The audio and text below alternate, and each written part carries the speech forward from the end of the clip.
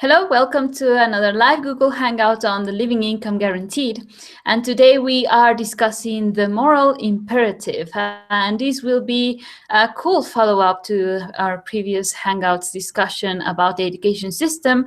And today we will dive more into the personal process of questioning, investigating, deconstructing our own lives and our own minds, which in this case, in our current environment where we are led to be more entertained and distracted with everything that is available to us, it is almost like a virtue and also a luxury to have the opportunity to start asking the hard questions, wherein we as humans start realizing to what extent we have been the creators of our reality, of our world system as it exists, and also at the same time to not only start understanding the problem, but to also realize what are the problems within our own minds, in our psyche, in the way that we hold our relationships that maintains the world as it is right now. And more so than this, what kind of questions are we not asking ourselves that could start revealing to us the responsibility that we hold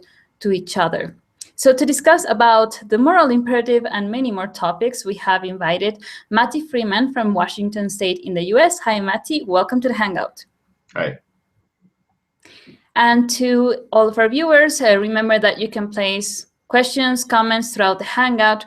We will be discussing for about 40 minutes, so please make sure that you place your question throughout that time frame. If you're on mobile, I'm aware that you cannot place questions, but in such case, you can also place the comments or questions once that the YouTube video is uploaded. So please make a note of that. And so let's start with the very basic question that I also brought up in the introduction, which is, Matti, what kind of questions do we fail to ask ourselves in our day-to-day living, or what kind of assumptions or belief systems do we go applying on a daily basis, but we usually don't look back at ourselves and say, well, where does this come from? Who am I within this all?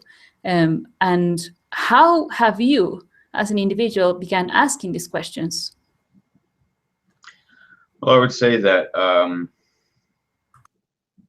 the questions that we don't tend to look at are simplistic, yet at the same time is simply not part of our education, not part of really what we typically discuss as family members with each other, parents talking to their children, or with our friends as we're growing up, or teachers, or TV shows, movies. Basically any point of our environment doesn't offer the suggestion of certain questions, which is really simplistically, what factors in my environment, in my upbringing, in my education, in my family, my parents' background that they're coming from, in my specific community, for example, what factors shaped who I've become, and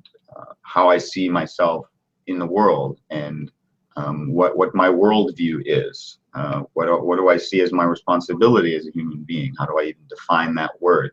I mean, the questions of, how do we define words that are, pretty big, important words, especially words that we come to connect or associate more with people that are not us. Like, for example, we can all see the point of how we sort of come to tend to associate words like responsibility, ethics, morality, doing the right thing, honesty, with people in leadership positions, business leaders, people out there who are above us, who are basically in charge of the laws and things like that. Where does that association come from? Why have we not investigated, what do those words mean in terms of, my relationship to the rest of the world? So those are some important questions that we just don't really have we're not supported to look at those things, because that's just not part of the system. So as a group that we're doing these hangouts and the blogs and the whole community that we're participating in through the internet, this is simply what we're bringing forth. It's another way of looking at your life that's not only the way that you've learned. So, I mean, if we're going to understand simplistically, what I realize is that I'd only ever looked at my life in the context of what's best for me. Where can I place myself? What decisions can I make? What people can I associate with, so that I can have a nice experience for me. But at the end of the day, we have the resources as someone with, like those of us in this hangout. We've got internet. We've got a pretty good vocabulary. We've got a reading. We can read books, articles. We can place ourselves in a position of influence. I mean, that's what this hangout is. It's creating a point where we can influence other human beings. So, I mean, we have from that perspective, looking at this point of the moral imperative, it's more, from my perspective, it's more practical rather than looking only at, for example, our political leaders and expecting them to take the moral imperative to do the right thing and to support me and support us. How can we take the moral imperative? Because, it's interesting, we see those people, they have more than us. They have big salaries, they have a lot of resources, they live in these big palaces, right? So it's like we kind of automatically, it's like kind of ingrained as part of human consciousness, because it's always been like this, that those who have more, they have the responsibility.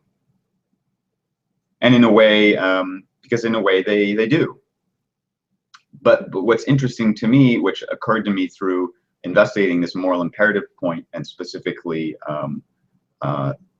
crime and the kind of criminal psychology, is that what's then my moral imperative as a person who has more than someone? I have more than someone. I'm in a position where, just like that political leader or that whoever, policymaker, just like they have more than me, I have more than someone. But what's interesting is that the way our society is structured is that there's those at the bottom who really, there's not really anyone who has less than them.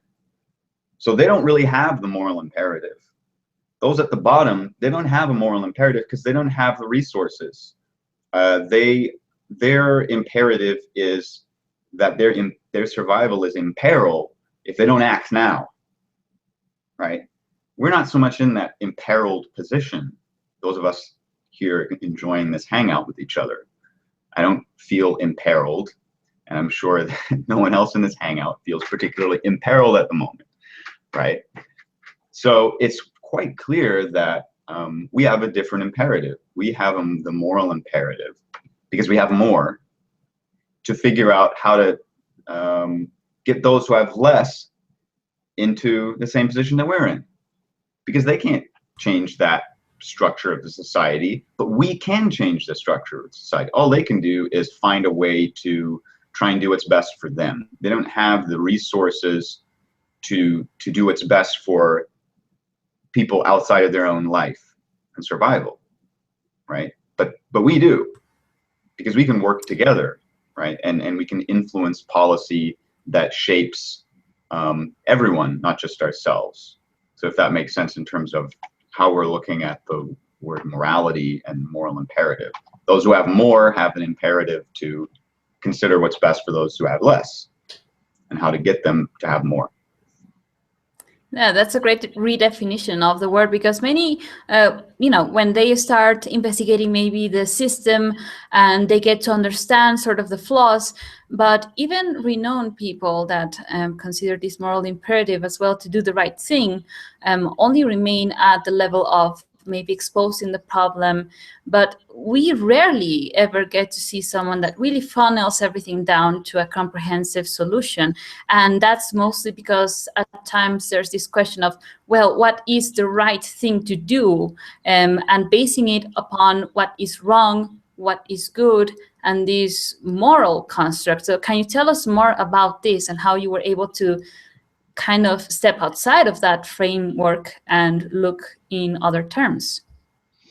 Well, in terms of right and wrong and good and bad, what's interesting about that is that what I realized through my process of investigating myself and really looking at, you know, what took place in my life, that, you know, what specific factors influenced the thought patterns I developed, the reaction patterns I developed, the resistances I developed, the desires and hopes and dreams I developed.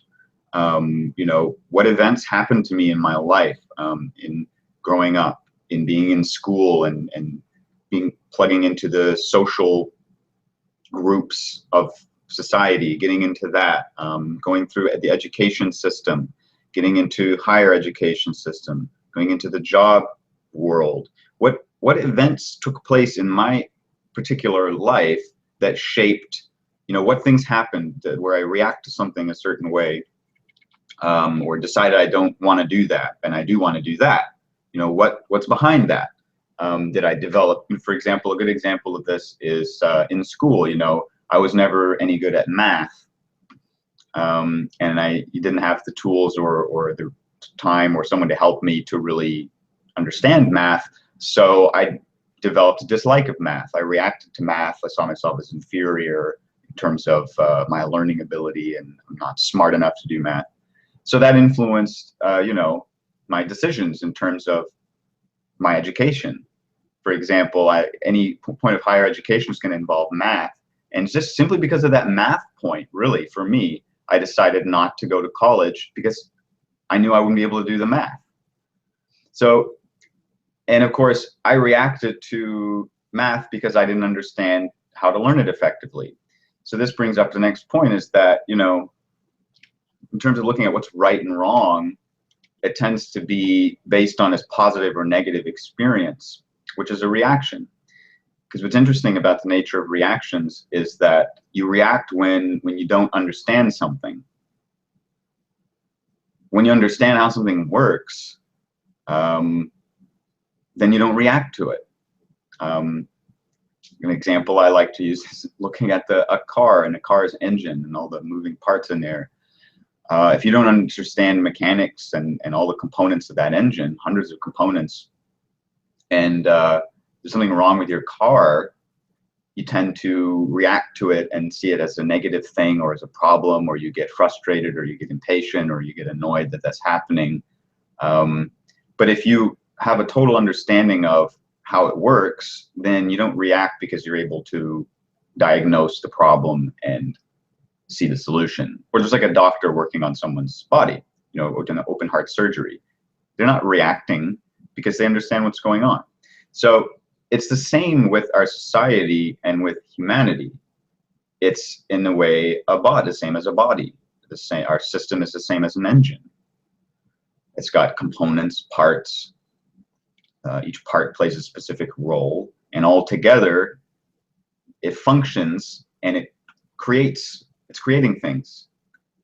Our system that we're born into, I mean, you're born into it as kind of a blank slate, and the system is functioning, and depending on what part of that system you're in, you become a product of it. So instead of looking at things in terms of you know, oh, why are, you know, those who are in political leadership positions, who are, you know, using funds for their own stuff and things like that, and they're corrupt, and they are doing something bad and wrong. I mean, we need to look at what factors influenced that behavior, that starting point within them. There's always a practical sequence of events and factors that shape a person's starting point and decision-making process. So judging the effect of, in terms of the finished product as who a person is and now where they are in the system and their position and the choices they're making and things like that, judging that finished product is not a solution. We have to look at what shaped that product, that human being, and their decision-making process. So, and And I think, well, it seems to me what we miss is that it's not only one group that we need to focus on, like, oh, just the, wealthy, or, oh, just the politics people. We're all products of the same system. So we all, we all can investigate what's the sequence of things that happened and factors that shaped what I became and who I've become as a product. And I mean, again, coming back to the moral imperative, what we can do to make a difference in this world is to, because we have, like, again, because we have the time and we have the resources, what we can then do with what we find within our own investigation of our own lives is then look at, okay, now seeing this about my own life, what do I see about the factors involved in this person's life who has less than me, and they have, okay, so this criminal, like I use an example in the blog that I wrote, Moral Imperative, of a guy I knew who had been he was like 23-year-old kid. He had been in prison for 5 years, I think, because of theft.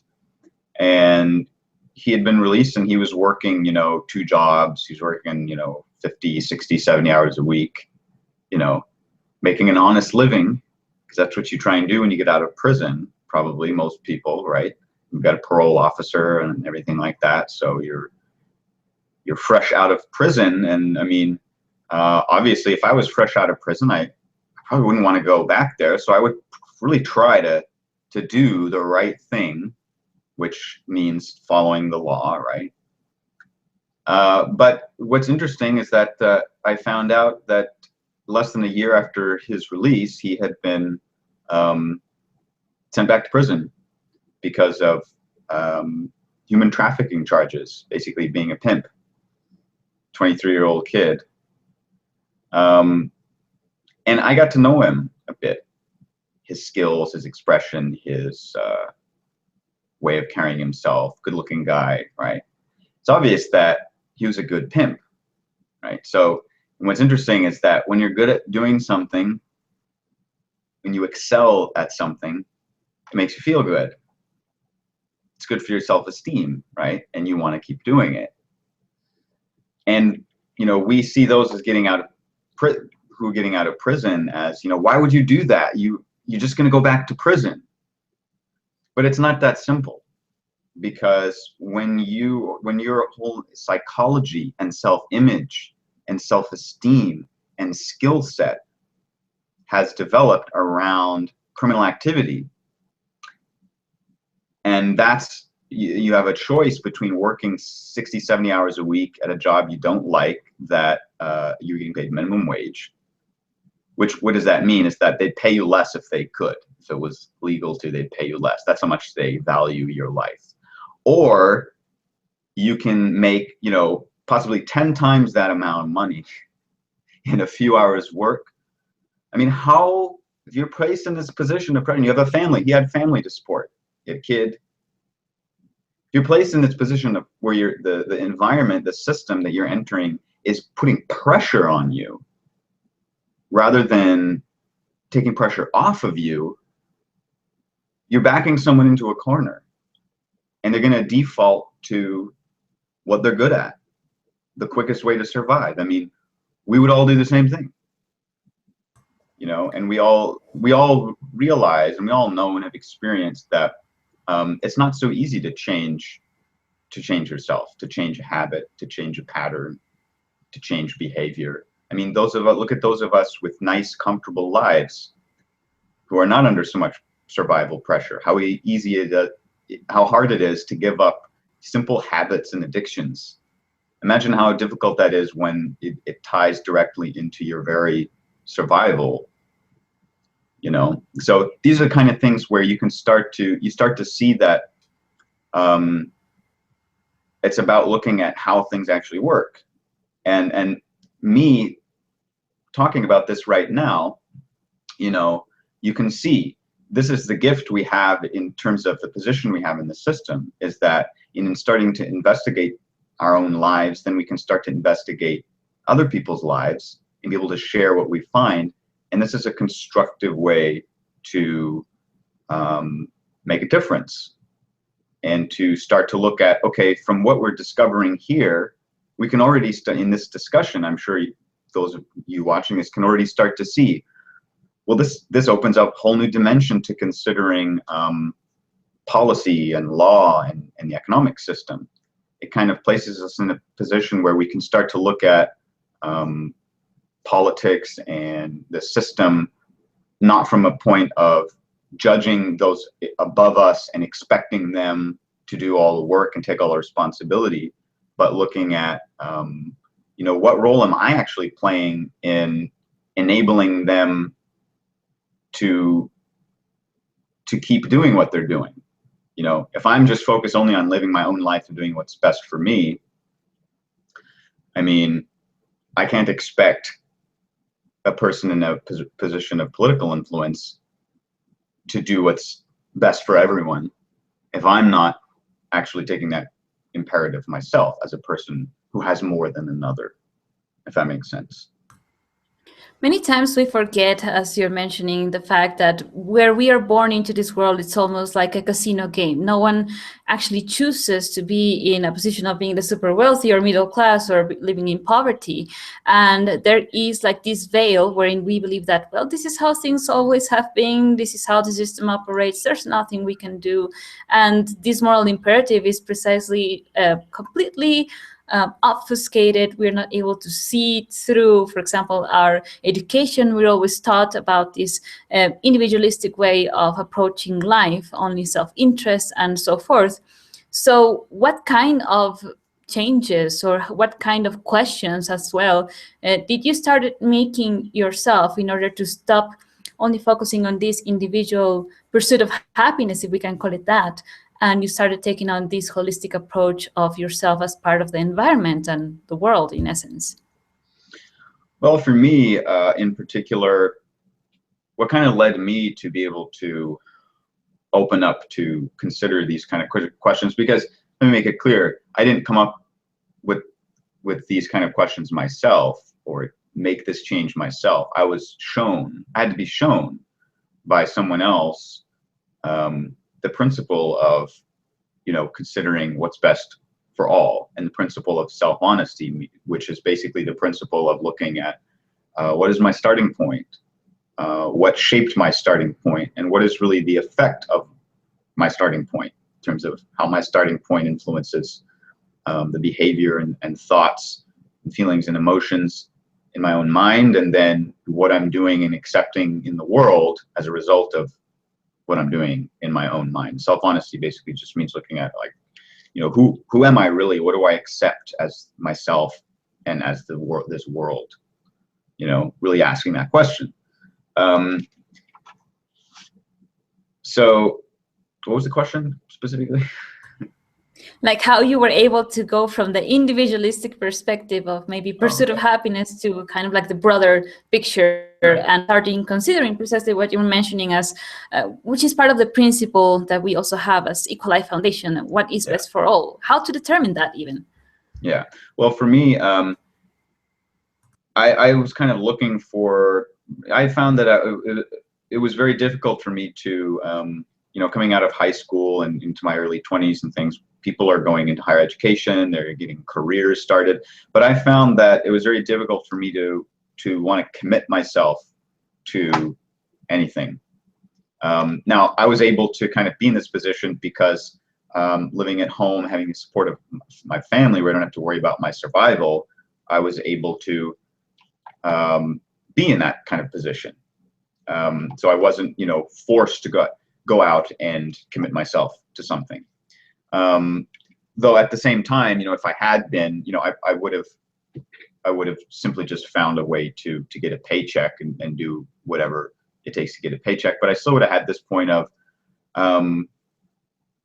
wondering, okay, what's more? There must be more to this, because for me, I was, I guess you could say, disenfranchised by society, because I was a bit of a misfit. I'd experienced a lot of points throughout growing up and experiencing, social groups and things like that, that, I'm not particularly accepted as much as others, or, there's a lot of judgment. I'm judged for a lot of things, and these kind of things.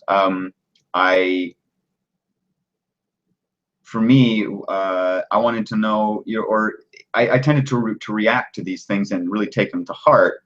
And I just found that I couldn't commit myself to, just kind of going with the flow of what you're supposed to do in this role, because it just doesn't make sense to me. I was like, and I perhaps have a more, what's the word? For me, the point was like, I'm just gonna die. What's the point? I didn't have a point. I didn't have a purpose. So I would say it starts with, okay, so it opens up the point of purpose. I mean, when you have a purpose, and when you're, one of those people that, for example, is you have the right body, you have the right upbringing, you have the right kind of characteristics that enable you to be in a good social standing with other people, and be self-confident very easily.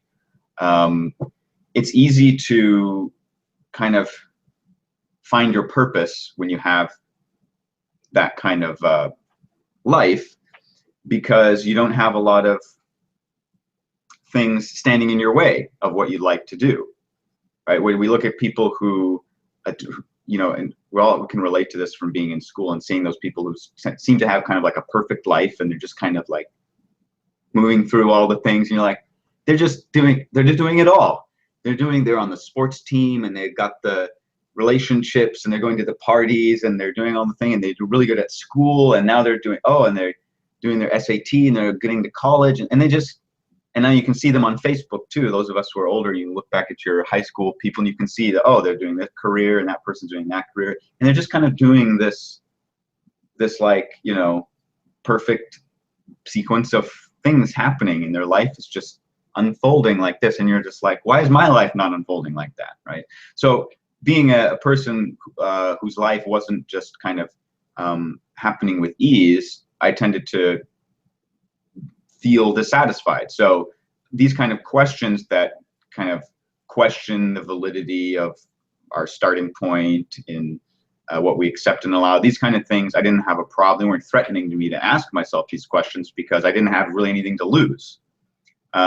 So I would say the point is that kind of perhaps why these kind of questions don't occur to us is that when we have a good life going for us, and stability, and we're doing something, we've been able to achieve a level of education, and then find like a job and a career where we feel useful.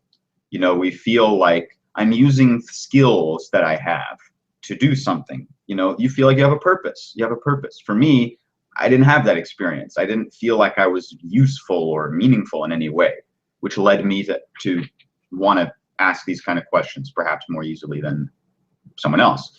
But the fact remains that even being in a position where your life is working really well and you've got a job where you feel useful and you have a purpose,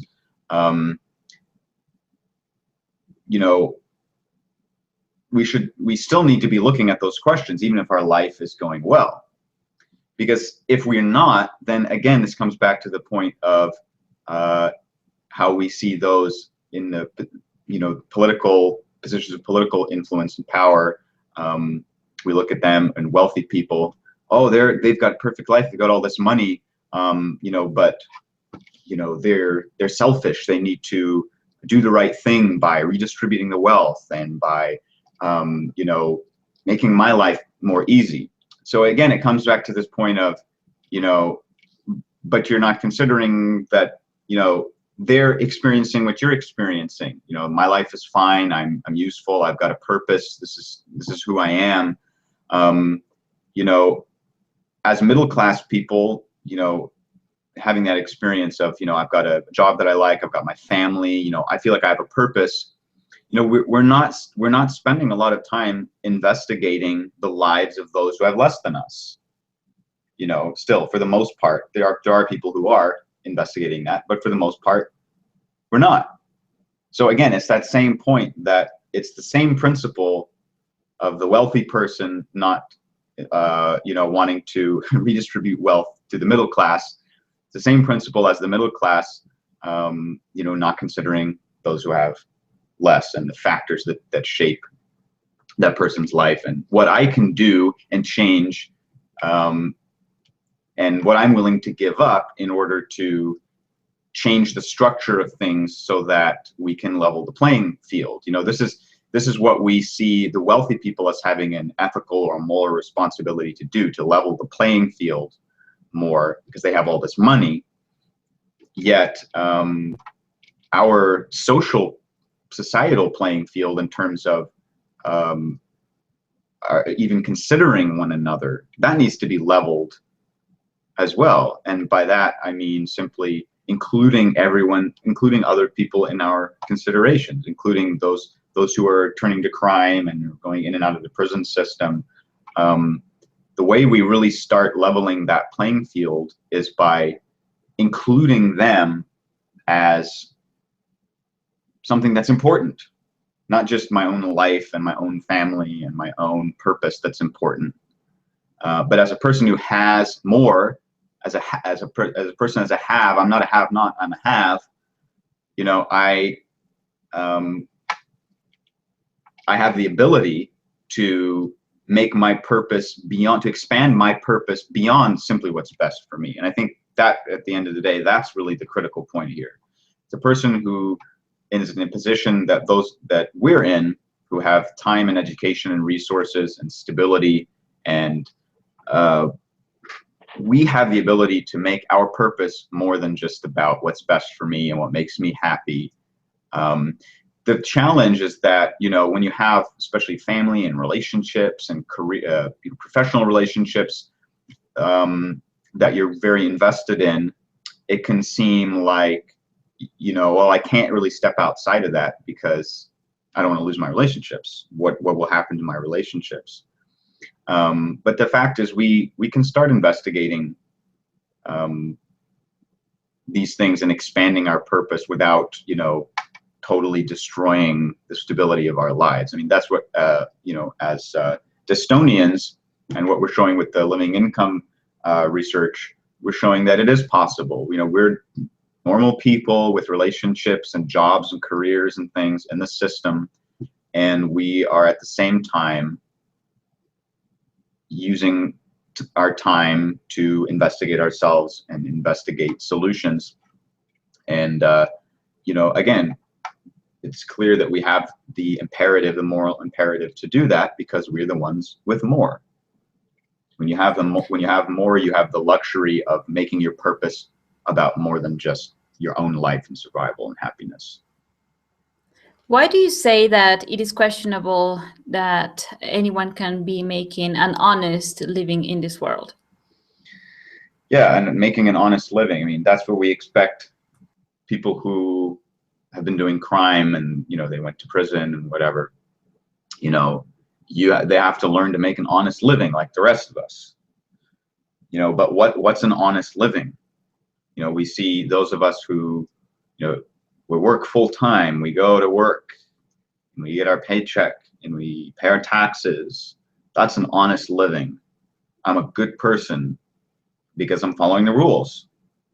But again, if I put myself in the shoes of someone who is under a lot more pressure to pay those bills and to find a way to feed yourself, it's not going to be so easy to follow the rules, especially when you follow the rules, you have this much money you can make, and when you don't follow the rules, you have 100 times more that you can make. I mean,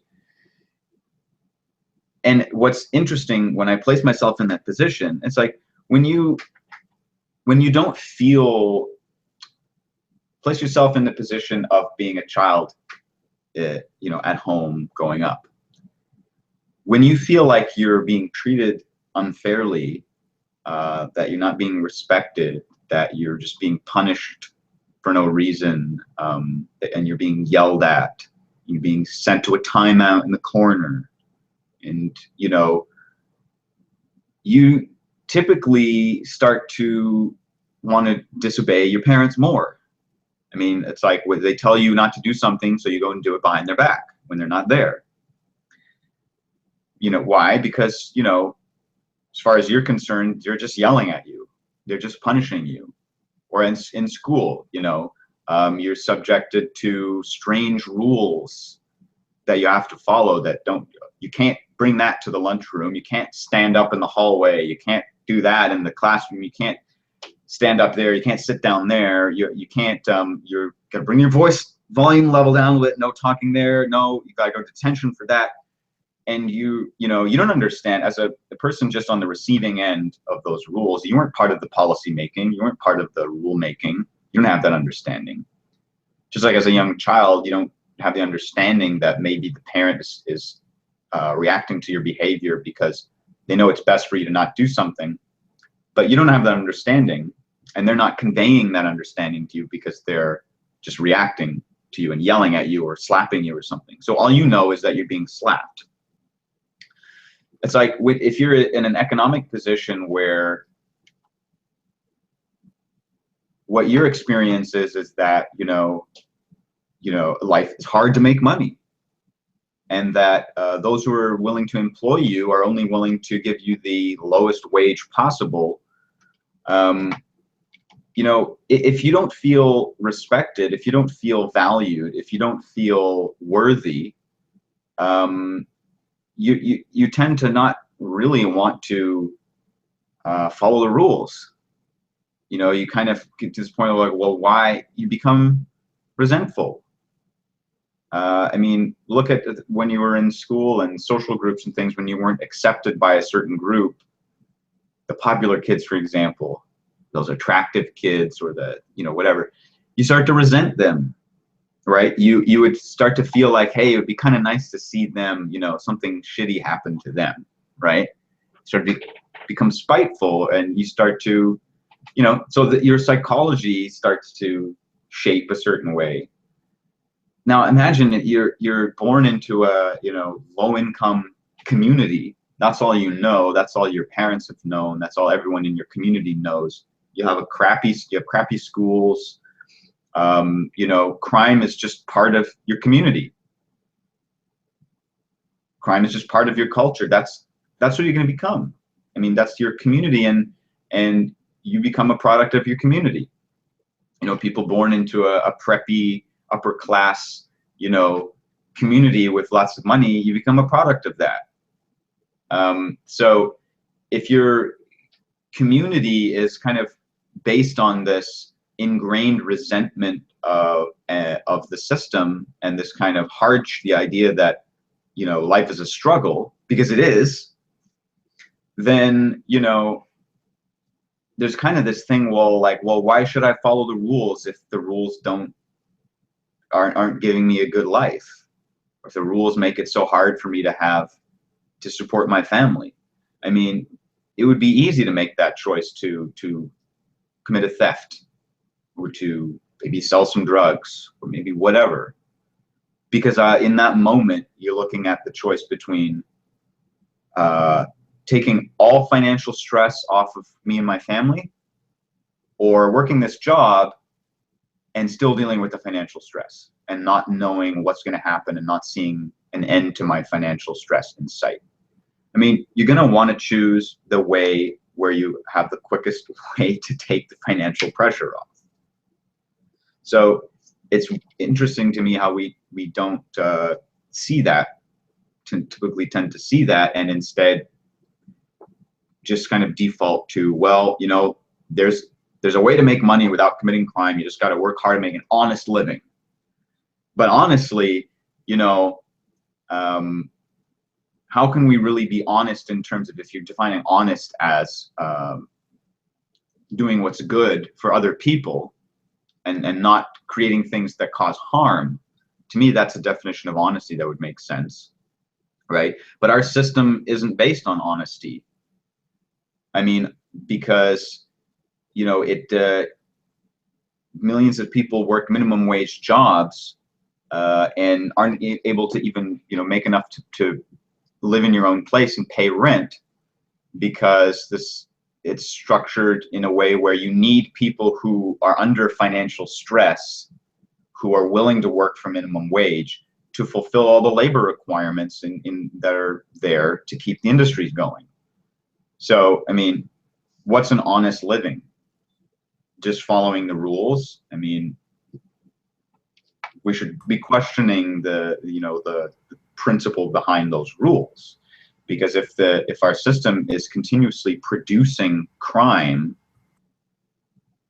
you know, to the point where obviously the prison is an entire industry itself. I mean, it's clear that the crime and prisons is part of our system. It's like planned, budgeted for, accounted for. It's not trying, no one's trying to end it. It's part of the system. So what's an honest living in a world like that? You know, how is a criminal a bad person? I mean, the criminal's not a bad person. They're simply a product of their environment. So, you know, we just need to look at how can we change the environment in a way that's we're self-honestly, you know, how can we change policy and our economic system in a self-honest way? Meaning, self-honesty is where you don't just follow the rules, you look at the starting point of the rule. Honesty is, you know, what we learned from our parents, you know, if you are a good boy and you do this, you get a treat and a reward. If you do bad and you whatever, you get punished. We learn that honesty is that which gives us a reward, and following the rules gives you a reward. And that's what we do today in our jobs. We follow the rules because then we get a reward. We get our paycheck. We get bonuses, benefits, perks. You know, we get to have the stability of having our regular paycheck, which means that we can go out on the weekends and do things that we like to do and stuff like that. So, you know, we're making an honest living, but is it a self-honest living? You know, that's the real question. Not about making an honest living. It's about, or expecting others to make an honest living. It's time we looked at, okay, you know, what is that? What's our self-honesty within this? Just like the self-honesty in the moral imperative is seeing how, oh, self-honestly, I see that I'm expecting those with more than me to offer solutions, but I'm not taking that imperative myself to look at solutions for those who have less than me. So self-honestly, I'm actually being selfish, just as I'm judging those wealthy people for being selfish. See, that's self-honesty, and that's tricky because, you know, we're not taught to do this. You know, so it's not something that is naturally part of how we look at ourselves and look at our lives. It takes effort to really, you know, take a moment to evaluate yourself. But if you look at the common sense of it, until we all start doing that, and until we're all able to be our own kind of psychologists and be able to understand what shaped who I've become, how can we really change as humanity? Then there's always going to be someone controlling us. As long as we don't understand something, the person who does understand it is going to make the rules, and we're going to have to follow the rules. So if we don't want to follow rules and have someone controlling us, then we need to walk a process of investigating and understanding how things work, so that we can get to a point where we can take directive principle together. And at that point, then we don't need someone to control us anymore. And, you know, it's not about following rules. It's about giving direction to something, you know. So it's easy to look at, and the thing is, looking at crime and poverty and people who have less than us, it's difficult. So it's easy. One of the kind of psychological things we need to get over and get past, and which is a challenge for those of us, with resources and time to make a difference in this world, we need to get over and push through that pattern of defaulting to whatever just kind of makes you feel better. Like it's very easy to just say, well, what can I do? I have my own life to worry about. All I can do is, support causes, support charities. Then at least I'm being a good person. But it's interesting because then that comes back to our society's definition of morality. It's kind of all set up to make things continue as they are in terms of the relationships between rich and poor and middle class. Charity exists because it's a way for when you look at the role charity plays. Charity's been around for thousands of years. Poverty's been around for thousands of years. It's clear that charity doesn't solve poverty. So there's a role that charity plays in relation to poverty. And what's interesting when you look at it is that when you are a person, middle class person, you have some extra money and you give it to charity, or you support a cause, a charitable cause, you feel like you're making a difference, and you feel good about yourself, and then you're good. Then you go back to your life, and that's it. You don't give it a second thought. So we need to, again, it comes back to the point of honesty versus self-honesty. I'm being an honest and good person by giving to charity. But self-honestly, is the charity actually a solution? No. I mean, we can all agree that it's not. It's just as a prison serves a role. Prison is not a solution for crime. Charity is not a solution for poverty. So, but you act according to your definition of a word. You view things according to the definition of your word. If the definition is when you help those who are in need, that makes you a better person. If that is what your definition consists of, and you have accepted that, then that's going to become the basis of your psychology. You're going to look at poverty and you're going to access that definition of morality and doing the right thing, and you're going to seek out opportunities to do the right thing, and then you'll know you've done the right thing when you feel good. But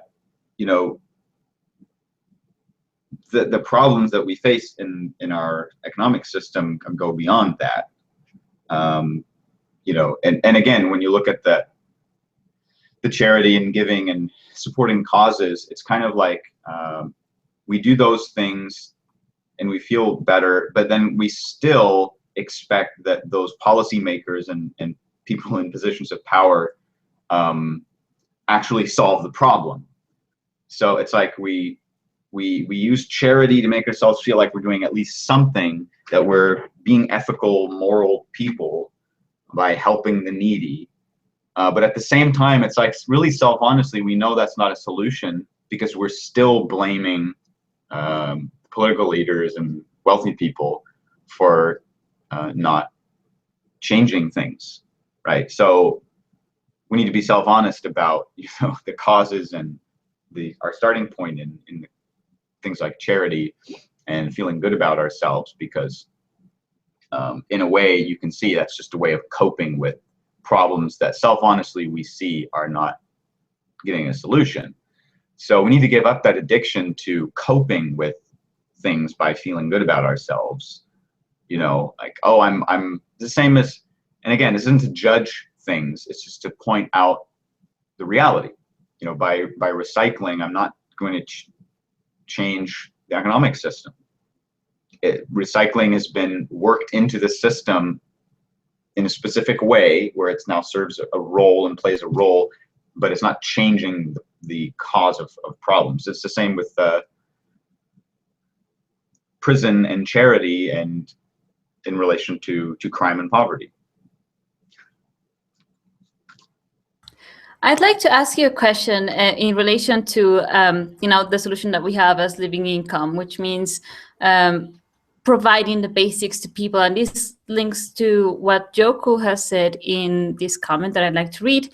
From experience, I can say that so long as our society fails to adequately provide for the basic needs of people, people will find means and ways of reaching the goals of survival through criminal behavior, yet fail to see the criminality of poverty.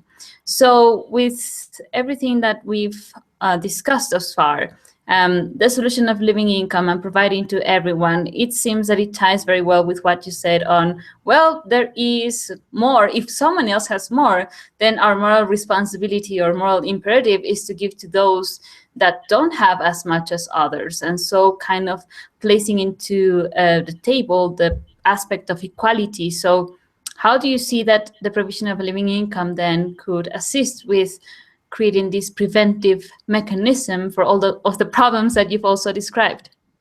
Well, fundamentally, one of the thing that a living income will support with in terms of psychologically is changing a person's worldview. I mean, imagine you've grown up in a world where life is a struggle. You're growing up in a community of low income where crime is very prevalent.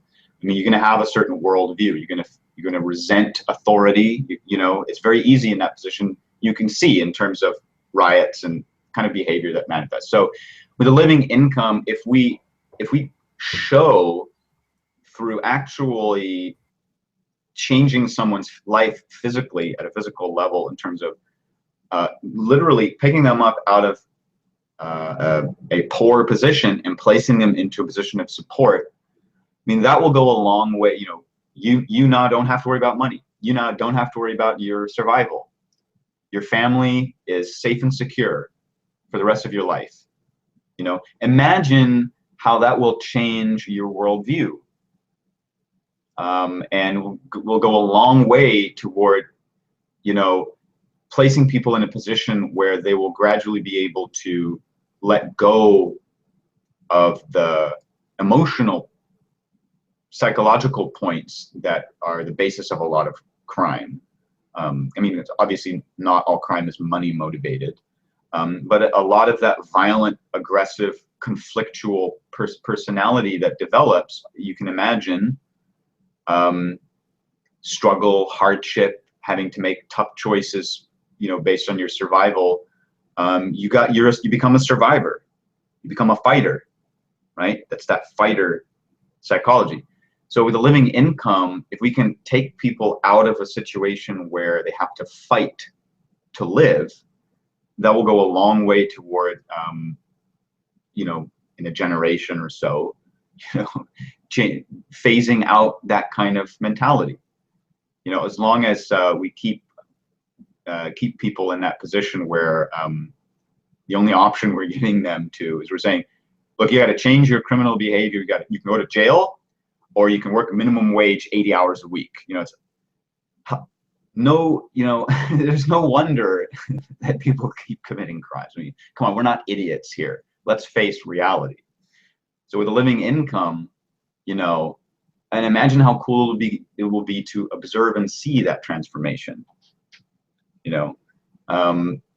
So we're really committing a crime by forcing people to remain in that situation, and we're committing a crime against human potential, what human beings could become if given a different environment. Just like when someone grows up in an abusive, violent family, they don't reach their full potential as a human being psychologically. If you take that same person and place them in a supportive environment, they'll be a different person. And if we can, and again, what's really important part of living income in terms of is the fact is that even poor people, even criminals, they have talents, skills, abilities that are either partially developed or developed in the realm of crime skills, or they haven't even discovered yet at all. But when you can place a person in a position where they can start to learn things that they're good at, and you have a way to contribute something to something, and you feel like you have meaning and purpose, and you're not just, you know, flipping burgers for minimum wage. What's the meaning and purpose in that? You're going to feel like your life doesn't mean anything, you know? So if you can change that and make someone feel like they are of worth and value, and you can start exploring, you know, things that you're good at, and you're giving someone something else to focus their energy and attention on. You know, when survival is your primary reality, then you're going to be focusing your mind and your energy and your skills on survival. But the fact is, like, survival is obsolete. You know, at the end of the day, the fight for survival is obsolete. I mean, we have spaceships on Mars. Survival is obsolete. We have billionaires on Earth. You know, survival is obsolete. The problem is not that there's not enough. It's that we're not giving. You know, we're in a position where we can be anywhere in the world in a matter of hours. We can speak to anyone in the world instantly through the internet. There's no more barrier that's preventing, we have high-speed transportation and you know, the ability to direct resources.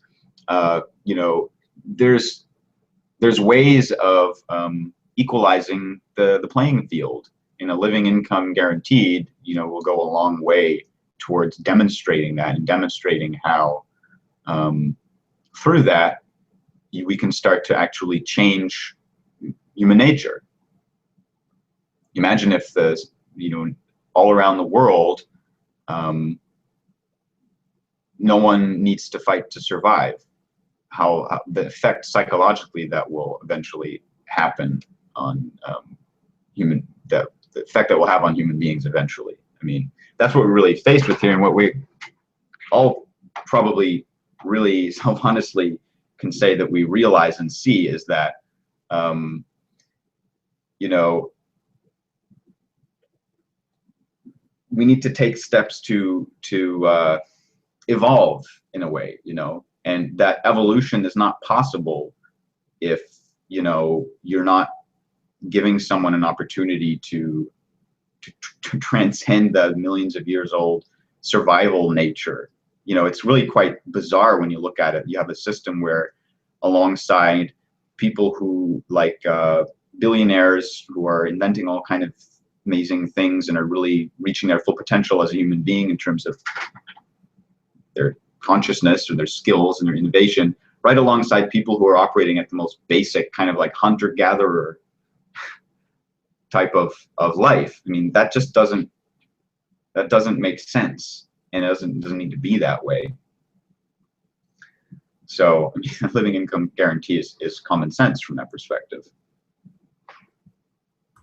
And we will let those be the words for this hangout. Thank you very much, Matti, for that thorough explanation and opening up many points that we many times let by. We don't question them. So this hangout has been for the purpose of kind of letting it seep through ourselves, and then start questioning and also seeing what our potential can be if we all support this kind of common cause, which is, for example, the provision of a living income. I would just like to read Joku's final comment, and he's saying, excellent and eloquently expressed points, Matti, thank you. On the point of making an honest living, this is the greater scope impossible as long as society allows systemic poverty. The honest life is subsidized by poverty and artificial scarcity, which, yes, can be also another point to expand. So thank you very much, Matti, and we hope to see you some other time with some other subject. You're welcome. Thanks, Marlen. And thanks to you, the viewer, for tuning in, and we'll see you next week at the same time on another live Living Income Hangout. Until next time.